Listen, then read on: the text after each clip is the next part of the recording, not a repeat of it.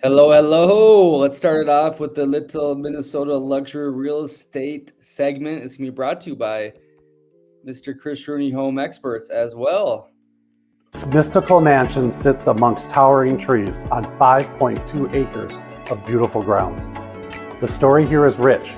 Hand-picked pieces of history frame mantels and doorways, while sunlight filters through stunning glass windows reclaimed from a historic church. Its cobblestone facade was harvested from downtown Minneapolis streets, and the black onyx center island was quarried and shipped from Africa. Inside, every detail has been thoughtfully updated. Distinctive cabinetry and built-ins seamlessly blend old-world charm with modern convenience. A newer slate roof ensures both beauty and durability. The treetop owner suite, occupying the entire third story, offers a private retreat. Whether you're drawn by history, craftsmanship, or sheer beauty, this one-of-a-kind haven awaits its next chapter. Beautiful. All right, now let's pick a property right here. And oh my gosh, this one's the same video, isn't it? Let's hold on. Isn't this something? I'll tell you. Lucerne, yes. All right, so this property is obviously a listing that I have. It's in Credit River, kind of a little closer to Lakeville, but yet still close in acreage at $1,975,000. So it's a very, very interesting, mystical, kind of fairy tale place. And that's what, I mean, when it comes to luxury real estate, that's what you're trying to do. You're trying to create a lifestyle, something that someone can get really excited about, that it's kind of one of a kind, especially when you're talking this price point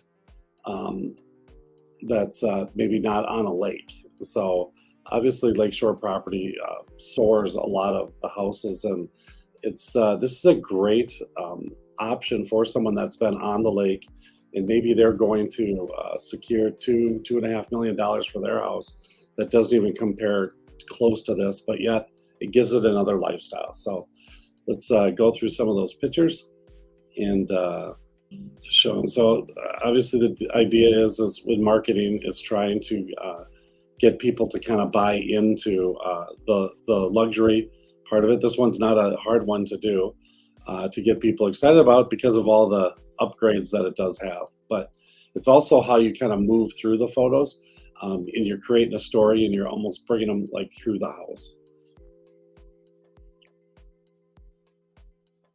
Okay, that's kind of the feel. So when you kind of drive up, and we had there was a tree right in the middle of that house. You could have seen it on the last picture, and we had that removed, and the side trees trimmed up. So it's complete forest around it, but yet when you come and see the house, it kind of opens up, and you get to kind of feel the whole thing. There's a slate roof, a kind of a blue slate roof that's on this house as well. Probably over $200,000 in which to be able to put that on. So get a couple of views here of the outside. It's a 3-story home, which is also very unique because the master suite's actually on that top floor, but there's an option for one on the second floor as well. Okay, entrance. Hopefully these kind of go like we did at the MLS. Go to the next one. Yep. So there's the feel. So you kind of give them that shot and then give them this other shot. Gives definitely a luxury feel. So now we're going to try to start moving into the home. See, this doesn't make sense if you go the other. Okay, now it's doing the doors. Oh, okay, these photos are not the way they're supposed to go in the MLS. So that's a really good point here too, is that what happens is that depending on where these sites syndicate to, they take your pictures kind of in a different way. And so you might not have them perfectly set up in the order that you wanted to. So you can't just do a million different versions of the same thing. But this is obviously kind of capturing, but typically on that other one, we would have gotten kind of into that door, flipped it the other way, and then gone inside. So just gives you some of the more of the outdoor stuff.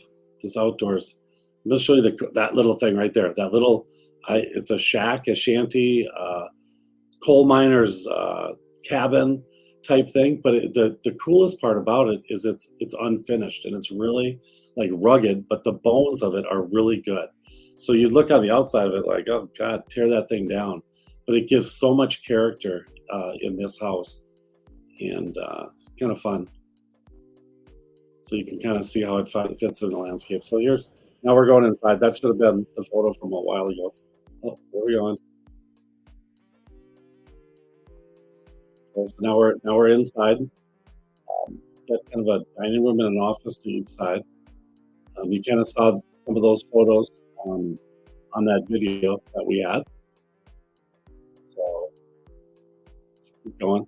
Really good feel. I mean, everything in this house, if you tear it down, I mean, our brochure deck is 16 pages long to try to capture all of the details that are in this house. And you'll see as we go through some of these photos, what we're going to do is try to capture kind of some of those intricate parts that people are going to buy into. I mean, like that fireplace. I mean, those beams are from old barns that are now mantles, and it's got the old steel areas, and it just has a super classy look. Everything's got a story to it, so you can kind of see how that mantle's kind of super cool. There's actually, I think we're going to get into that office next. We should. And there's some old stained glass windows. Yeah, absolutely. Those are from Mexico, brought in from Mexico. There's another set of them, so on a lot of houses, that would maybe be like, oh my God, that's a little dated. But this house is super unique in that it's almost like you're walking through history and finding different things from different ways. I mean, there's an onyx top. It's a 4-inch onyx top. You can see it in the kitchen there. That's, from Africa. That's from an old church.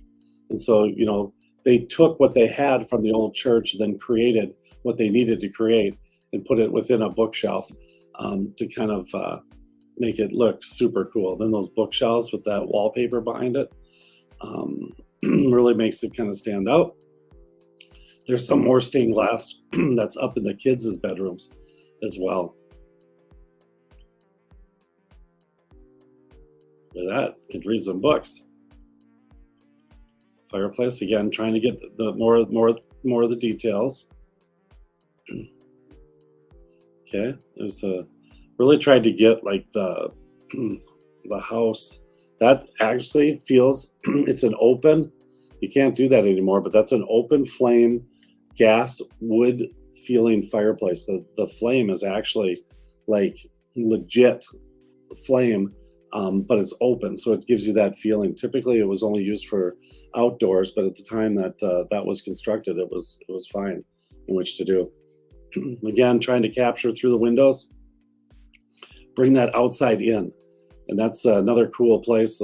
Or another cool thing about this house is that the outdoors is kind of look at that tree. I just love that tree. It just hovers over there, and you can kind of see in some of the other photos eventually that's all lit up at night as well. But just gives you kind of that feel. You can see the cobblestone completely goes around the whole house. I mean, you can imagine to build something like this. Maybe you can't, but I could tell you, I mean, there's no chance you could ever do it under $3 million for sure.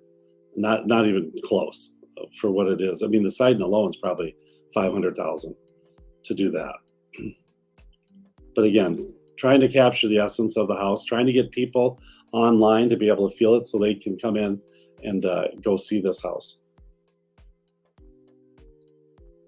There's that kitchen. That's that onyx that came from Africa.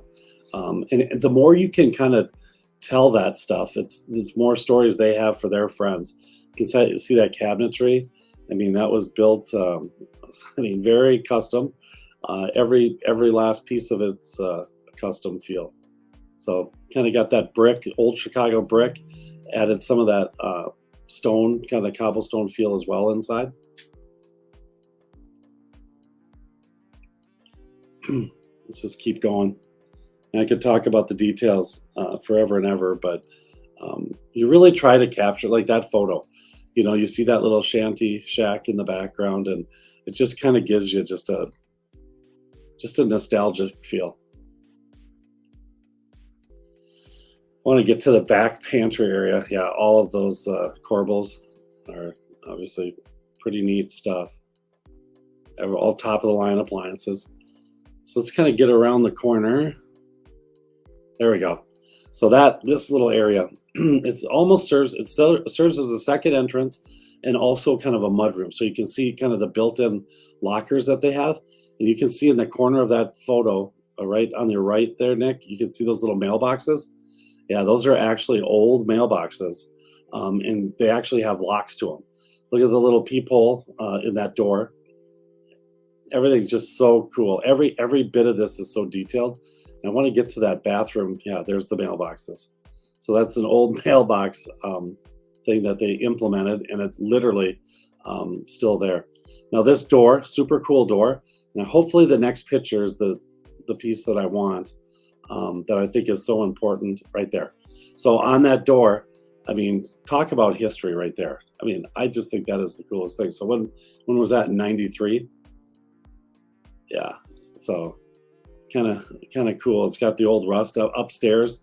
We have an old saloon doors that kind of, yeah, look at that bathroom. I mean, it's like a shower nozzle that turns on the faucet there, but that's a half bath.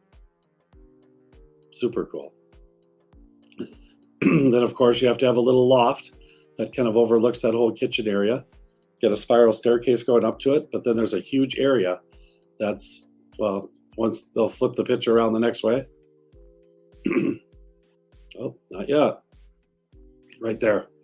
So it's got that old feel plank flooring, different widths, and super fun. So that part's kind of over the garage. It is again, so you could office play area for the kids. Now we kind of moved to the second level. So this is the second story. There's 4 bedrooms and a laundry on this level. All of them are kind of unique. You can kind of whip through this one, Nick, a little faster, but see the stained glass on there. All the bathrooms are as detailed as they get. See the stained glass on those, and look at those registers too. Super cool old registers on it. But the cool thing is it's forced air, but it gives you that feel that it's that old look. Little couple patios off of bedrooms. This is the second master suite, owner's suite, primary, whatever Andy would call it. And it's got another fireplace. I think there's 4 in this house. But this is kind of another master. There's the bathroom that's off of this bath, or off of this bedroom.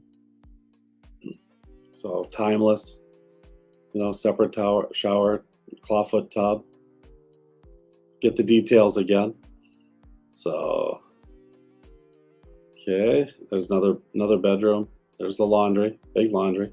So there's still modern conveniences that you have, but everything is, there's nothing that was left out. Nothing. So this is upstairs. So this is a stairway going up to the 3rd floor. I don't know if you can zoom in on those floors, but those are almost like raised nails, if you can see, but that's all part of it. But it's like when you walk around on your feet, it's like they're not like sharp, but you can, there's a little contour to them. But again, adds to it. Hopefully we can see that another, rather than a feature wall, look at that. It's an all brick wall. This one also has a deck. I think we showed that in the video where it had a kind of a 3-story feel to it. Got all the dormers, little area up there it is. But all the dormers, it's truly an area that you can escape to, because there's a almost like a bar area as well. Hopefully that we'll get a closer photo of that. That's your view out that back window. Even you would like this, Nick. This kind of feels like one of your places out in Italy. Yeah, look at all the built-in. Everything is top of the line. So there's the little bar area. So it's truly, you can escape up to your own area and stay there for 3-4 days if you really wanted to. But it is, I mean, it's on the third story. Some people might not like that, but I think if you go up and explore this area, it would be very good. Yeah, kind of a hot tub type feel, kind of an open area. Then there's a built-in shower. There's basically a center island for the vanities. They've got mirrors kind of positioned. There's TVs that are in the mirrors, so you can watch TV while you're getting ready. There's a shower. You'll see there's the saloon doors. If you got to go in a little closer, Nick, you'll see holes. Those are literally bullets that were shot in there. And I don't know if they were, if it was created that way and someone just did it, but you can see like right in the middle, kind of that. If you do it with your cursor, Nick, Yeah, I see go down a little more. Nope, down right there. See those holes? Yeah. So again, kind of bring the old westerns back into play. And there's the shower. Some of these tiles and stuff like that. There's the TV. The TV's in that mirror. So kind of fun. And then downstairs is just kind of I mean, if you talk about a man cave, super cool. There's obviously the exercise area. Again, TV in there. This is kind of an open kind of family room. There's the TV area, and then there's the bar area that's connected to it. Again, kind of uses of stone. That's Chicago brick. Super cool gas fireplace. There you go. There's the bar. Kind of got some cool little, like that door where those old meat locker doors, is where the mechanicals are. But if you look to the right, there's a shelf right there. That's actually a fake door that goes back into the storage room. I think that'll eventually open up. There's a bar, kind of a cool old bar. Again, kind of fun. There it is. It's going to open now. Yeah, there it is. Look at those. I just think those doors are so freaking cool. I mean, and everything's like that. It's almost like a museum when you go through this house. So it's got a little spa bathroom that also includes a sauna in it. There she is. There, look at that huge sauna. So kind of fun. Again, get all the little details. The side door, that's where that mudroom was. Details again. So then we got that's the garage, and there's also actually an outbuilding that's on this property as well. Easily able to add a pool if somebody wanted to. I got the water feature. That thing runs beautifully. It doesn't have this big open area, so it doesn't get all dirty. Got the little bridges. There's a cool little tree for it too. That's actually like there it is. Oh, there. So you actually have a little bridge to a tree fort that kind of overlooks, built into the trees, overlooks all the acreage. You can imagine as a kid, we're actually working on a video right now where we've got like old time soldiers marching towards that with the kids. There's a nice pole barn, totally redone inside as well. Yeah, it's got all cool. Look at the nighttime. There's one that shows this tree, the under of that tree. It's coming. There, look at that. I just love that photo. So yeah, so there it is. If you're looking for something that absolutely nobody else in the United States has, that is your home, really close to town, close to the freeway, and sits on a little over 5 acres, and they got a long winding private driveway as well.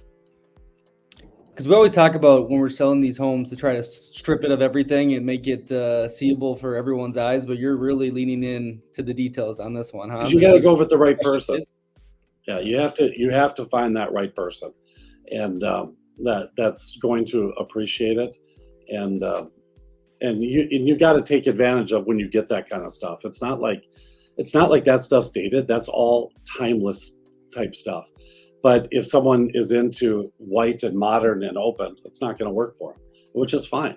It's not going to work for everyone. So you got to kind of find your win, and then you have to exploit it and try to hit those people that it does. But that's what we're trying to do, is trying to find someone that just like, I mean, it's a fairy tale place. I could see someone buying this as a second home, using it for their company as a retreat area. I mean, who wouldn't want to kind of go and hang out in there? And, you know, you've got 4 bedrooms plus a fifth, that upper one and a fifth one. You could do so many cool things. There's little trails that go around the property, and it's close to town. I mean, so you have people in for meetings and bring them out there. So I think it's kind of fun. Why didn't they add a pool, though? It seems like the one missing part of it, have a pool somewhere. Yeah, you know, there's a lot of trees there. And I think people were more into, hey, let's keep that setting versus adding that pool. So, you know, a lot of people don't want a pool. I do agree that it's kind of a big thing to be able to do, and that someone might do it, but it's not, I don't think in this case, it's absolutely necessary to do that. Especially in Minnesota, when you can only use it for so long in the year. Yeah. So, but typically in an upper bracket home, you know, people are looking for the full experience. Okay, so you want to see a realtor bag? Please like our videos. We appreciate you. Follow our channel. Basically, you're guaranteed fun every week. Share us, and you're being a great friend. Comment on our topics. And did we just become best friends? Hey, let's go into a little social media reacts. The first one, since he's not here, we're going to react to him. You haven't seen this video yet? That'll be fun. Let's check it out. I talked to a lot of homeowners out there looking to sell, and a lot of the same questions coming to the conversation, and they all have to do with mortgage rates. Sellers right now are asking me things like, should I wait for rates to come down to make my move? Are buyers still buying with today's higher interest rates? And can I afford my next house if I move? And here's how you can answer those questions simply enough. Trying to time the market isn't a good strategy, even though a lot of people right now are aiming to do that. Number 2, if you need to make a move, there's always a way to make that happen, even without waiting for rates to fall. Number 3, buyers are still out there. There's actually more buyer activity right now than the norm, so there is demand for your house. So yes, if you want to make your move, you can. Your equity can help you make that possible, even when rates are where they are. So let's sit down and talk about it. I've got you covered. I'm Andy P, helping you on your real estate journey today. He totally took that from me. Andy P? Andy P. I mean, I know he did it a long time ago, but then he kind of shied away from it. Now, all of a sudden, he's Andy P again, which I think is really catchy. And I think his videos are always, he's not on here, so I can talk about him, but there's always energy. You can feel kind of who that guy is all the time, whether it's talking about moving stuff or interest rates. He's just kind of got this energy, but then the video kind of complements everything he's saying. So I wonder if that was a green screen kind of feel. No, he said that was his backyard. He told me. He's got a great backyard. Yeah, that's his backyard. Like he kind of set up from it. What's that? He's a koi pond. Yeah, oh yeah. Well, he's got a koi. Yeah, it's crazy. I mean, it's really cool yard. So. But yeah, that was his backyard. You should see this area he built off the back of his garage too. It's like this big outdoor storage area that's kind of fenced in, but it's really cool. He gets the signs and everything there. He's a very detailed person. But yeah, no, that's good. And he is right. You know, you can't. I'll tell you, I was just talking to a realtor last night. I kind of ran up to the field and there was a game going, and I saw a fellow agent, and I was talking to him, and he's like, yeah, he goes, gosh, I'll tell you, my buyers that were during COVID, you know, they just couldn't go that 10 or 15% over full price to be able to get the deal. And he said, now not only are the prices higher, but the interest rates have almost tripled of what they could have had. So they would have been in theirs and singing to the birds out there. You know, it's just like interest rates will change. You know, and you adjust to it. I mean, a lot of people adjust. I think we're getting a little more inventory, but the buyers are still out there. They're still going, and it's going strong. There's certain segments that might get hit a little, but I tell you, we just put on another one. Last week we put one on boom, multiple offers over $1 million. Another one that's $1 million. We got multiple showings already on the first day. Some of the lower priced ones, I mean, sold both in the last, within a week on both of them. So things are moving. I was in a multiple offer situation where there were 6 offers on $1 million home and over $1 million. So it's still good. It's still good. And I think people do realize, when you look at interest rates, it's one of those things that hopefully it's a temporary type thing. And but if not, I mean, with values going up, and hopefully that's the way they stay. But I would assume something is going to loosen up with rates, especially as we get closer to that. Especially depending on how this whole political game goes, But you got to try to make people feel good if you're going to try to get reelected. And I mean, food's got to come down. All these prices, something's got to kind of bust and makes people feel good that they can continue on with the same person, or else they're going to make a different move and go with another candidate. So this next one's super cool, and I hope more cities do similar things with the malls, or like the baseball park. We took an abandoned baseball stadium that the city of Indianapolis gave us for $1 and turned it into 138 apartment units. The budget for renovating Busch Stadium into apartments was about $14 million, and we stayed within budget. In the renovation, we wanted it to be stadium-like. We didn't want to take all the stadium character away. So we designed it such that when you walked into the stadium, you felt like you were walking into a historic stadium rather than an apartment building.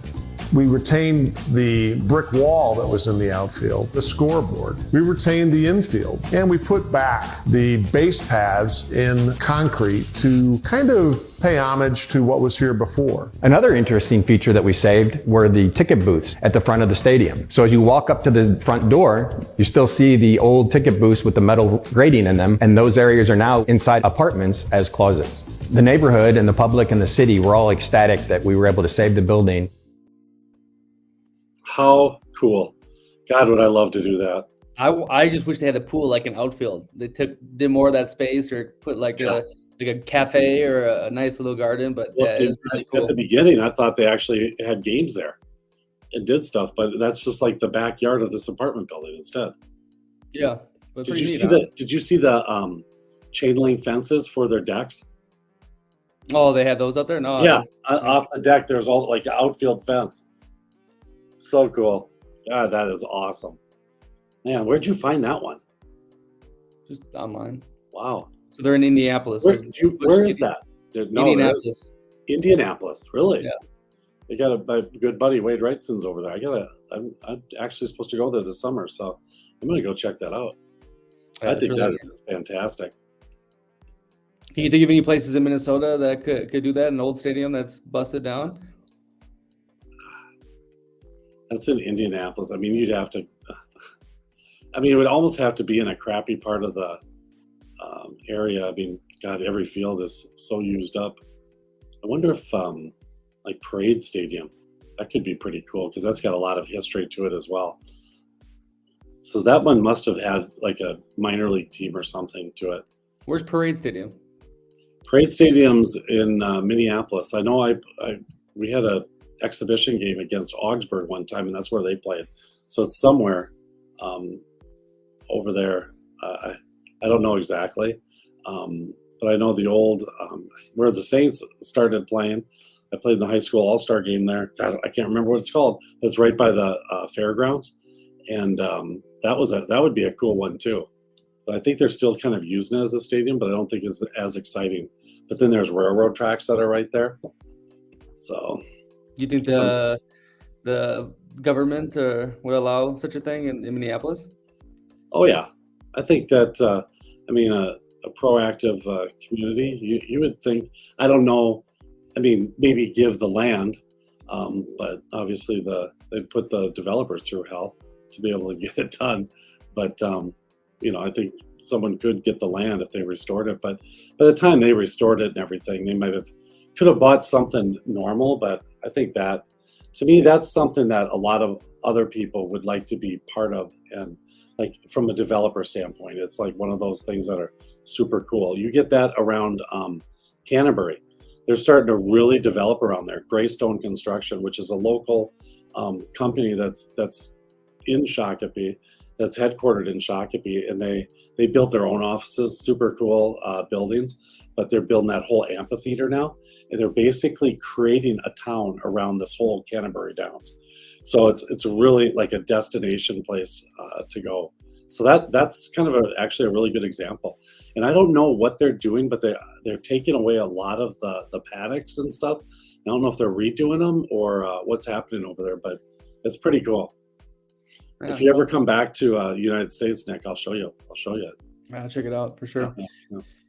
Cool. All right. Awesome. Hey, like our videos, I'll like you back. Follow our page, I'll love you. And boy, if you made comments, you'd be the best.